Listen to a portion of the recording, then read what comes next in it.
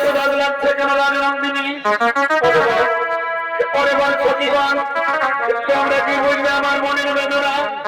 জানো সখী, আমি এই কঠিনাও জানো রাজকুমারকে আমি আমার মায়া দিব সত্যি দ্বারা আমি যে তাকে গোপনে ভালোবেসে ফেলেছিলে। ওরে রাজনন্দিনী, ওরে রাজনন্দিনী, ওই তোমার মনের মানুষ রাজকুমার কোথায়? তাকে দেখতে কেমন? আমাদেরকে দেখার জন্য খুব ইচ্ছে করছে। তাকে নিয়ে দেখুন রাজনন্দিনী। পরিবার পরিবার সখীগণ, তাই তো আমি মনে মনে ভাবছি আমি কিভাবে আমার ওই মনের মানুষ রাজকুমারকে আমি আমার মনের বাসনা জানাই সখীগণ। ওরে রাজনন্দিনী, ওরে রাজনন্দিনী, দেখো না আমাদের মন বলে তোমার মায়াবী শক্তি দ্বারা তুমি ঠিকঠাক আনতে পারবে। দেখুন রাজনন্দিনী, আমার মনে করেছে ওইটা আমাদের সরমাই জীবন মহান্তি খেলা করছে। আমরা তাকে গিয়ে বিনতি করে বলবো চলো ঘরে ঘরে চলো, চলো সেই মহান্তির কাছে যাই।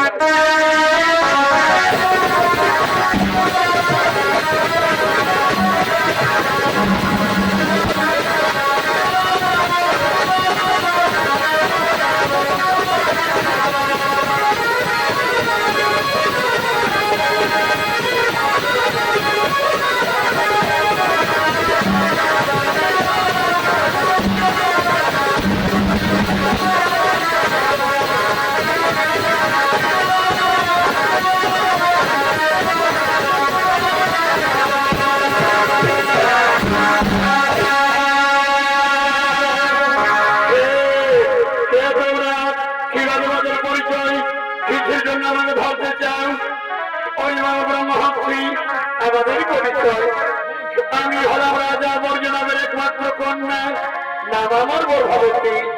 তাই তো ব্রহ্মহংসী তোমার আমার একটি কাজ করতে হবে।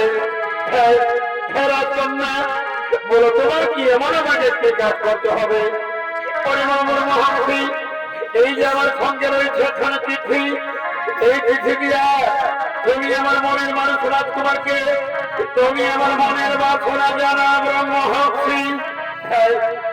কন্যা, ওই তোমার মনের মানুষ তোমার কিবা নাম কিবা ঠিকানা কিভাবে জানবো আমি তোমার ওই মনের মানুষ রাজকুমারকে?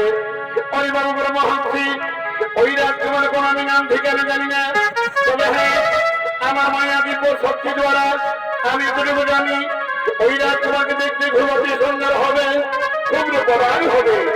তুমি যে জানো ব্রহ্মহংসী আমাদের সরবর রাস্তা দিয়া যাও, যেতে যেতে তুমি ঠিক তাকে পাবে।